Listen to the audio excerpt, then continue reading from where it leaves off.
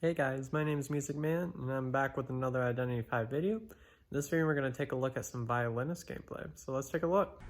Alright, so the first map we're going to take a look at is on Moonlit. You see we got a Coordinator, Gravekeeper, Lawyer, Mechanic. Pretty standard team comp at this point. I mean, minus the Lawyer. I don't know why there was a Lawyer in this match, but I guess if you're a Lawyer main, you can rotate if you want. That's usually what you play Lawyer for. That's because you got that map, you can rotate the Hunter. I see I've got these footprints here, and this is actually the Lawyer, which was I was kind of surprised in finding the Lawyer at first. Well, second, I found another Survivor on Bridge, but I didn't want to chase. In this case, you either want to chase the Lawyer for the fast down, or you want to chase the Mechanic because of the Cypher Rush. So I'm going to go ahead, place my Peepers down. Now, I used to play Peepers a lot, but now not quite so much, to be honest. I don't like playing Peepers a whole lot with them anymore, mostly after the Peeper nerf. This was like towards the end of when I was using Peepers, and then I started using Blink, which actually we're seeing more and more common in high-tier gameplay, is that a lot of Hunters are actually switching to Blink with Violinists. I'm actually switching to Blink with a lot of Hunters. You see Wu Chang mains doing that. We see some Bon Bon mains doing that. And of course, obviously, Bloody Queen mains doing that. We got Dream Witches that play Blink, but that's really for different reasons. So what I'm going to do now is I'm just going to throw some notes at the other ciphers. Pretty standard gameplay. Disrupted decoding, you know. And the coordinator's going to be here. So what I'm going to try to do is I'm going to try to hide behind stuff so that if the coordinator shoots, she's going to miss. I'm trying to bait out the shot here. But at this point, you can see that that was a really close note there, but somehow that did not cross the line there, and I have no idea how that didn't cross the line. I thought it should have, because it was just kind of hanging on the line for a while. But watch what I do here. I'm going to throw some notes at them to slow them down. Now, I had a feeling they were going to pallet camp here, so I just kind of throw down a note there. So now the coordinator ideally doesn't want a body block. And now I down the Lawyer again. So now I'm going to take the Lawyer back to the chair. There are 2 ciphers have popped at this point, so not bad timing for a second chair. I mean, there have been a lot of times where when I play Feaster, I'm able to get like a 4-man at this point if I get my first down here. Although, in my opinion, Feaster's camping is stronger than Violinists.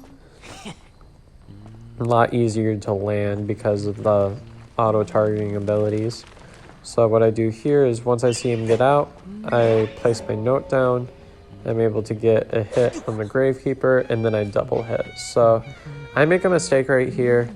I didn't think the Gravekeeper would be coming to body block, so my auto-target kind of worked against me there, but I'm still hot on the Lawyer's toes. I'm going to be catching up to him pretty soon. He's going to make his way out of tent to these sort of wall window areas, and he's going to start looping me. So I'm going to place a Peeper down so I can see where he's at and slow him down, and I end up throwing a note up here, and boom. So now that Lawyer was dead on chair, so now 2 ciphers remaining, guaranteed draw, possible win. And now, being that there's only 2 ciphers remaining, I'm going to start patrolling the last 3 ciphers that I want, which are this cipher right here, the one by Working Carousel, and the one over behind tent. If you force them to go after these ciphers right here, it can be really tough for them because, or any 3 ciphers that are grouped closely together, because that makes it easy to patrol them. And it makes it easy for you to go from one cipher to the next to the next. And yeah, it just makes it a whole lot easier. I don't know what the Gravekeeper is using their shovel for. There's nobody to rescue, so I think that's kind of a waste, but whatever. I end up chasing the Mechanic here, and the Mechanic's the only one that's not injured, and the Mechanic can't really decode, so I mean, it's all right that I go for the mechanic though, because the other two are just healing up right now. And I ended up both finding syringes, which was kind of annoying. I'm going to go ahead and destroy some of this environment, but ultimately I don't need to super stress about this down right here as long as I'm able to patrol all of these ciphers. And you see I leave the mechanic a bit because patrolling these ciphers is a lot more important than the chase. And I end up finding a survivor that's going around working carousel, but ultimately what I'm doing is I'm just making sure these survivors aren't decoding. And I kind of had a feeling that they were going to be either choosing working carousel or third stop ciphers. And we see that the Gravekeeper is actually in this area. And that was pretty close, but I'm going to use my ultimate ability, and I still get a hit on the Gravekeeper. So I'm going to destroy some of the terrain here, force the Gravekeeper out of this area. The mechanic also got healed, but I'm going to be able to get a note here on the Gravekeeper. And now I'm going to go ahead and take the Gravekeeper to a chair that's close to another cipher here. So once again, I'm prioritizing ciphers over chairings. I just downed the Gravekeeper because that was a relatively quick down. Especially the Gravekeeper with just a syringe here. And I'm obviously going to try to stuff this rescue. I end up getting a hit on the mechanic, and then I end up double hitting both of them. And I want to make sure this cipher doesn't pop. So I'm going to make my way over to this cipher. I'm going to go ahead and abnormal that. So now that's not even close to primed. And at this point, the other survivors are really just kind of making their way to that corner there.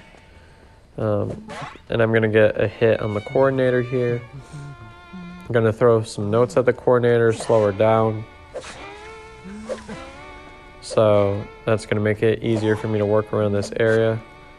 Now, that coordinator was lucky to be able to throw that pallet down because I don't have that downtime in between each swing like any other hunter does when I use my secondary ability.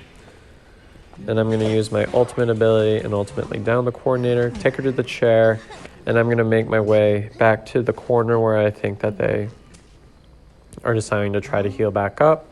You can see the mechanic uses self-heal and then heals up Gravekeeper. I'm able to get the mechanic down. Now I can really just wholeheartedly chase the Gravekeeper because the mechanics already used their exit path. So I'm slowing down the Gravekeeper here, and that allows me to get the final down, and that's the game there. So now we're going to take a look at a match on Sacred Heart Hospital. Alright, so whenever I get this spawn, I usually go back to like the 6th pallet there, over at statue there, and I end up finding the Cowboy here. Now, Cowboy post-adjustment actually has become a really quite decent kiter at this point. A lot of people were mad about it that they removed the 1-taps, but I mean, I've talked to some Cowboy mains that are actually like happy about the adjustment because they improved his kiting ability, made it so that he can, he's possibly the best transitional kiter in the entire game at the moment because he's able to lasso onto those pallets and get the speed boost. I personally think that this actually helps Cowboys quite a bit. That's just my opinion. I know y'all have your own opinions about the Cowboy buff or nerf or adjustment. I'm just going to call it an adjustment. But I do think this, personally, I feel like this helps Cowboy. It balances him out. It makes him... It makes his kiting ability good at the cost of a bit of his harassment, which... I think it balances him out, makes him a more practical character to use. And that's kind of what we see with Forward. Like, Forward's harassment isn't, like, absolutely spectacular. If you know how to master it, it can be very powerful and be a nuisance in the hunter's side, and Cowboy still can do that. But the thing that makes Forward so much better is that Forward can kite, where Cowboy pre-adjustment could not.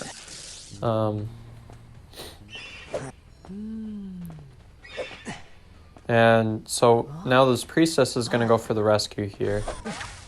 And I'm going to go for the hit. Now, I thought this priestess was going to portal right away. I guess I could have gotten that hit there, but either way, it's past halfway, so we'll go with it.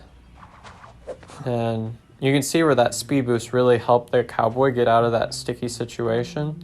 Now, he didn't make it all the way out, but he certainly lasted longer. But now if I get the cowboy in basement again, which you will see eventually I will, I'll be able to... the mercenary is going to be the one that has to go for the rescue because it's basement, and rescuing in basement is really tough. Oh wait, no, the cowboy was past half, that's right. I should have just ended up taking him to a regular chair, but I forgot that he was past half. And I actually forgot again before that it was past half, so... I see that a survivor is over there. I think that was the merc, so I'm just going to not pay much attention. I'm going to throw some notes over there, of course, to disrupt. But I'm going to make my way over to ruin some. So, and I actually find another survivor here as well, so that works out pretty nicely. And they're over in this ruins area. Is this the injured survivor?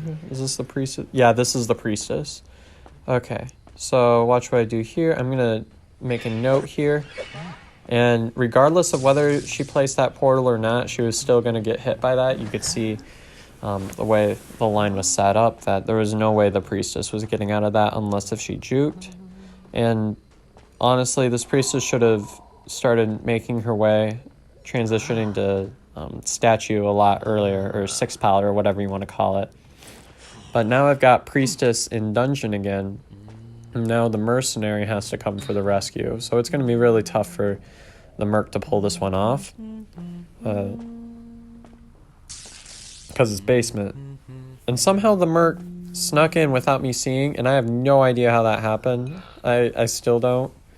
Like, I looked away, and then I looked back, and the merc was down there, and I was like, what? I was so confused.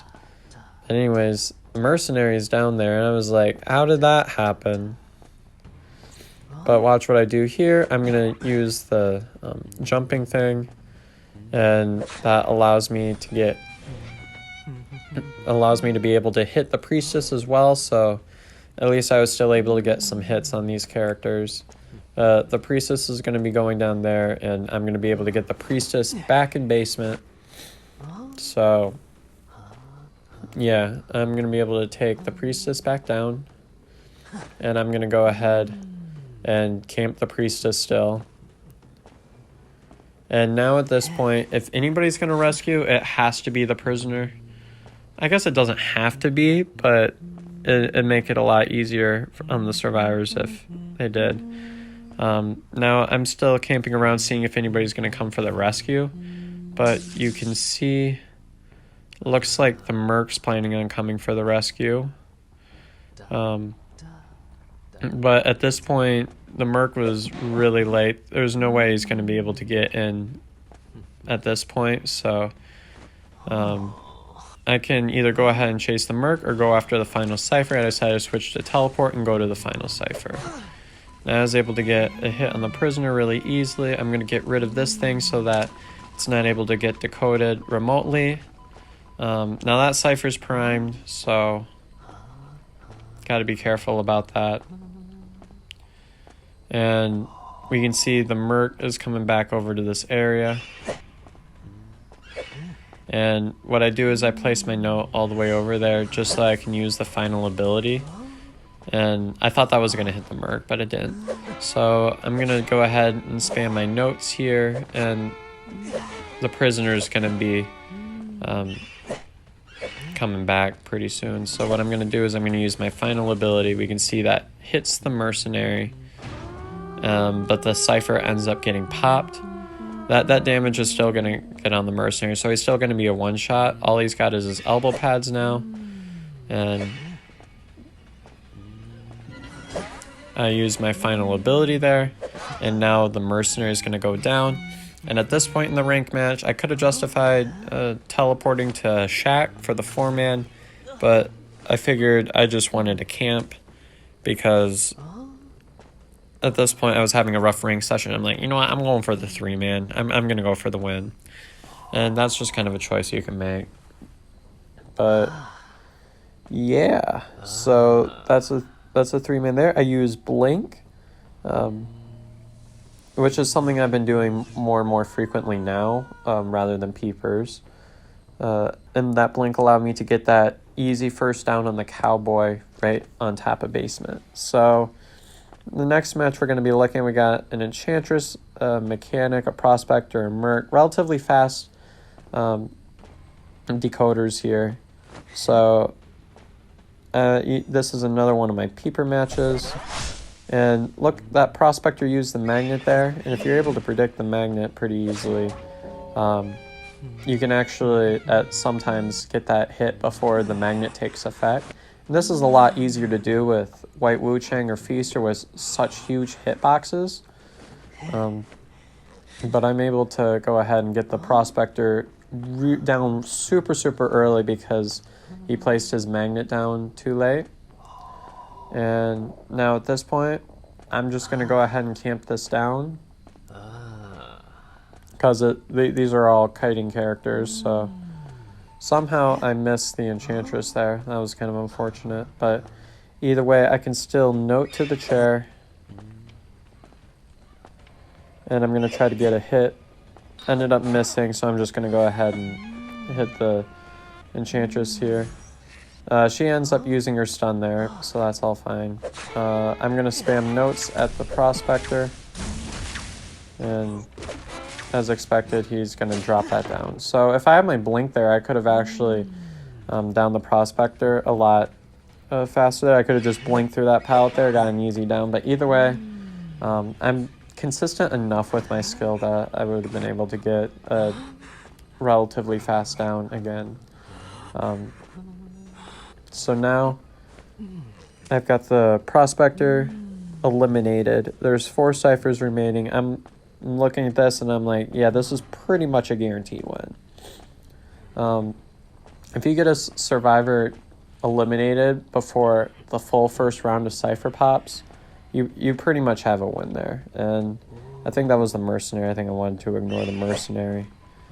And I found a survivor here. Actually, I think that's the bot, but either way, if I down the bot, that leads to the Mechanic, so I want to go ahead and down that bot. His hitbox is so bad, Violinist. And I'm able to down the bot, and I'm going to get that ping to where the Mechanic is at, which we can see is kind of in this crappy corner over here. You didn't see the pingment in the match, I'm pretty sure. I got pinged over in that direction, but I'm making my way over to this cipher right here. The Mercenary's here. And that's kind of the annoying thing about Merc, is that you can't really chase a Merc, but 3 ciphers remaining. I just wanted to disrupt as much as I can. It's a little bit early to start disrupting, but I mean, it works. Made the Merc waste an elbow pad. So now I'm going to make my way over to this corner. This corner is a really good area for hunters. And a lot of survivors actually come over here. But it's still a pretty crummy area for most hunters. Somehow that all missed.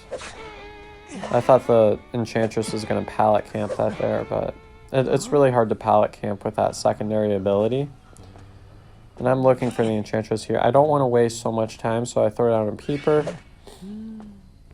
And I'm going to go ahead, throw down my notes. And the Enchantress is just going to... Whenever I get near an Enchantress, the Enchantress is just able to stun. Which kind of makes it really annoying to chase with, like, Clown, Lizard, other characters that need to get really close in order to get a hit. It just makes it chasing those characters so much more difficult if you got an Enchantress there that can just stun whenever you get near. It's the same thing with the Prospector, just with slightly different mechanics. And we can see this Merc is starting to make their way around. I waited to use my final ability until the Merc was going to get near. I thought the Mercenary was going to... I don't know. I just tried to predict that, but the Enchantress was I was able to get a hit with my skill, and now I'm just going to go ahead and chase the Enchantress until she gets down. Now there's 2 ciphers remaining. More than likely it's a win, but there is a small chance I could draw at this point if they get their... it depends on the progress of the ciphers, whether they choose to heal or rescue. If they don't rescue at all, it's a guaranteed win, but at this point, the mechanic should be the one going for the rescue. But we can see here that there are 2 ciphers being decoded, which means that they aren't planning on going for the rescue, which means that it's a guaranteed win for me. And that was a pop. That indeed was definitely a pop. I don't know about that one, mechanic, but either way, I'm able to start chasing this Mercenary here, and there's really nothing that the Merc can do with that Cipher Pop. I was able to down the Merc really fast, and the mechanic is presumably gonna either go for the dungeon or go for the escape. But you can see, being that I was able to get that early down on the Prospector, that kind of carried me for the rest of the match, because I was able to get so far ahead of the survivors that it was nearly impossible for them to come back. Oh, the mechanic's actually coming for the rescue. In my opinion, this mechanic should have just left. She would have been able to, while I was over at the other gate, make it to Moongate. And the nice thing about having peepers is that I'm able to see where the mechanic is at. And I find that she's on that second story there. The mechanic actually does get stall out. My whole thing was I didn't want her to go for the rescue.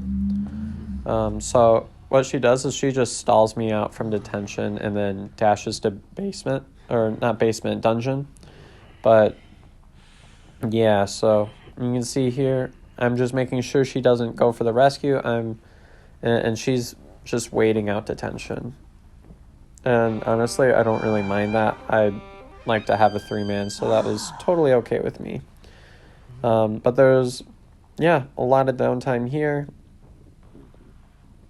This was ranked, so I'm like, okay, I'll just kind of let you go, I guess. With stalling out detention. And now the mechanic is going to make a run for it. I end up, she was just going to wait up there the whole time anyways, if I didn't go up there. So I'm like, oh, whatever, I'll just push her out.